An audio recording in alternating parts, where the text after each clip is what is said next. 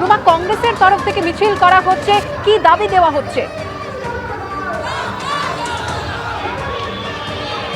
দেখো, কংগ্রেসের এই মিছিল এক্সাইড মোড় থেকে কিন্তু এখন এসে পৌঁছেছে একদম নিজাম প্যালেস, সিবিআই এর সদর দপ্তর, এবং এখানে কিন্তু তাদের বিক্ষোভ করার কথা এবং বিক্ষোভ কর্মসূচি রয়েছে। ওই একই বিষয়, যেটা 90 দিন পরেও কিন্তু সিবিআই চার্জশিট জমা দিতে পারলো না, এবং চার্জশিট না জমা দেওয়ার জন্য কিন্তু এই সন্দীপ ঘোষের জামিন হলো। এটা সিবিআই এর ব্যর্থতা, এমনটাই বলছে কিন্তু কংগ্রেসের যারা বিক্ষোভে সামিল হয়েছেন। এবং অবশ্যই কংগ্রেসের তরফ থেকে তার রাজ্য সভাপতি যেমন শুভঙ্কর সরকার রয়েছেন, কংগ্রেসের অন্যান্য নেতৃবৃন্দ রয়েছেন এবং কর্মী সমর্থকরা রয়েছেন, এবং এই মুহূর্তে দেখতে পাচ্ছি একদম রয়েছে তারা নিজাম প্যালেসে, এবং নিজাম প্যালেসের যে সদর দরজা, সেই দরজার সামনে কিন্তু তারা এখানে বিক্ষোভ জানাচ্ছেন, এবং বিক্ষোভ জানানোর জন্য তারা এখানে একদম সিবিআই দপ্তরের সামনে হাজির হয়েছেন। এবং তাদের একটাই বক্তব্য, সিবিআই এটা এত ব্যর্থ হলো কি করে, কারণ তারা 90 দিনের মধ্যেও কিন্তু কোনো চার্জশিট জমা দিতে পারলো না, এবং সেই কারণেই কিন্তু সন্দীপ ঘোষের মতো যার বিরুদ্ধে অভিযোগ ছিল এবং যাকে গ্রেপ্তার করা হয়েছিল এবং এই তথ্য প্রমাণ লোপাটের জন্য তার জামিন হয়ে গেল, এবং তারই প্রতিবাদে কিন্তু আজকে তারা বিক্ষোভে সামিল হয়েছে, এবং এক্সাইড মোড় থেকে সেই মিছিল এসে পৌঁছেছে। এই মুহূর্তে আমরা দেখতে পাচ্ছি একদম সিবিআই এর যে দপ্তর রয়েছে, যেখানে নিজাম প্যালেস, সেখানে আমরা দেখতে পাচ্ছি তারা বিক্ষোভে সামিল হয়েছেন, সেই ছবি আমরা দেখতে পাচ্ছি। ধন্যবাদ রুমা। 90 দিন সময় পেলেও আদালতে চার্জশিট জমা দিতে পারেনি সিবিআই। আরজি করের ঘটনায় তাই সন্দীপ ঘোষ এবং অভিজিৎ মণ্ডলের জামিন হয়েছে গতকাল। সেই প্রেক্ষিতেই সিবিআই তদন্ত নিয়ে প্রশ্ন তুলে এসইউসিআই এর বিক্ষোভ সল্টলেকের করুণাময়ীতে। আর অন্যদিকে একই দাবিতে এক্সাইডে কংগ্রেসের মিছিল।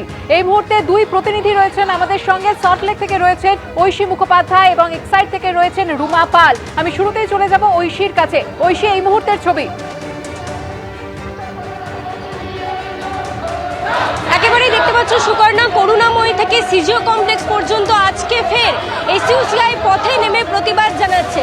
এই যে আরজি করের তরুণী ধর্ষণ এবং খুন, তারই দেখা গিয়েছিল সেই কাণ্ডের সূত্র ধরে কিন্তু অভিজিৎ মণ্ডল টানা থানার ওসি এবং সন্দীপ ঘোষ তৎকালীন অধ্যক্ষকে গ্রেফতার করা হয়েছিল, কিন্তু গতকালই তাদের জামিন হয়েছে এই মামলায়, এবং সেই নিয়ে পথে প্রতিবাদে এই মুহূর্তে এসইউসিআই সম্পাদক রয়েছেন, তার সঙ্গে কথা বলবো।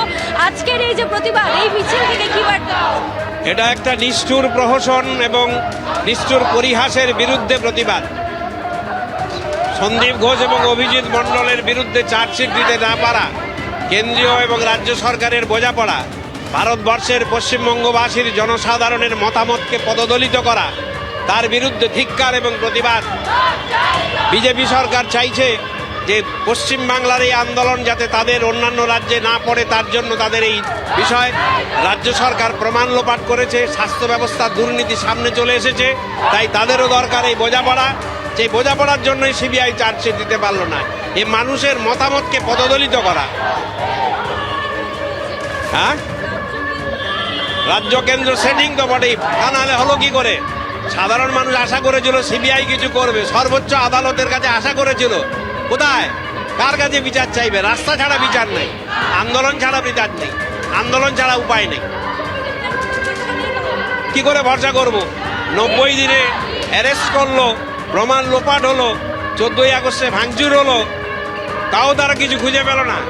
একেবারে প্রশ্ন তোলা হচ্ছে তদন্ত নিয়ে এবং সেই সঙ্গে কেন্দ্রীয় এজেন্সির ভূমিকা নিয়ে।